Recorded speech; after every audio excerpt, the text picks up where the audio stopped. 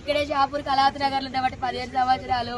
అది ఇక్కడ అందరు లీడర్లతోని అందరితోని మంచిగానే ఉంటది. దాని బిడ్డకు ఇన్స్టాగ్రామ్ లో శివ అనేటోడు పరిచయం అయిందంట. అది ఒక 5 days కింద లేచిపోయింది. 5 days కింద లేచిపోతే పోలీస్ స్టేషన్ లో కంప్లైంట్ ఇచ్చిందంట. పోలీస్ స్టేషన్ లో కంప్లైంట్ ఇస్తే సార్ వాళ్ళు వెళ్ళి అబ్బాయిని తీసుకొచ్చి అమ్మాయిని తీసుకొచ్చిల్లంట.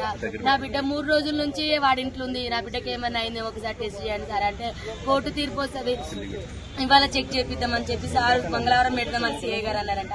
అక్కడ నుంచి దాన్ని ఇంటికి తీసుకొని వచ్చింది. మరి వాళ్ళని ఎట్లా పెట్టిలో నాకు తెలియదు సార్, వాళ్ళ లోపలనే ఉండే. వాడు ఎట్లా బయటకు వచ్చిందో తెలియదు. మా అమ్మ ఇంట్లో ఉంది పూజ చేస్తాను రమ్మని బిడ్డ పిలిచిందంట.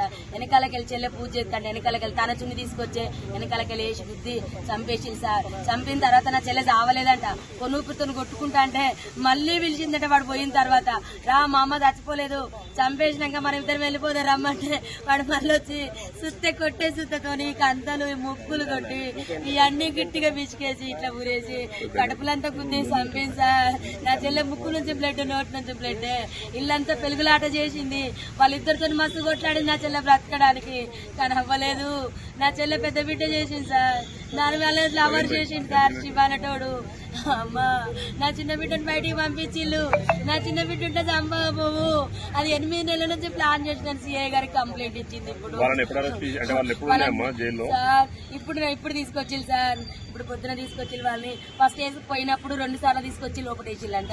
మరి వాళ్ళు ఎందుకు పిచ్చిలో ఏ రకంగా బయటకు వచ్చినో తెలియదు సార్. వాడు బయటకు వచ్చి వెంటనే మా చెల్లెని చంపేసిండు. ఇంత దారుణమా, ఇంత మోసమా, ఇది అన్యాయము. న్యాయం కావాలి సార్ మా చెల్లెకు. ఇంత అన్యాయమైన పరిస్థితి తల్లికి రాలేదు. కేసంద్రం మండలం గ్రామం వినుగుర్తి సార్.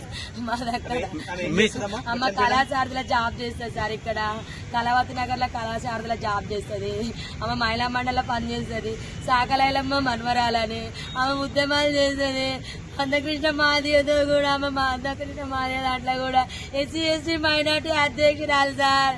ఆమె తలం పెద్ద సార్. ఆమె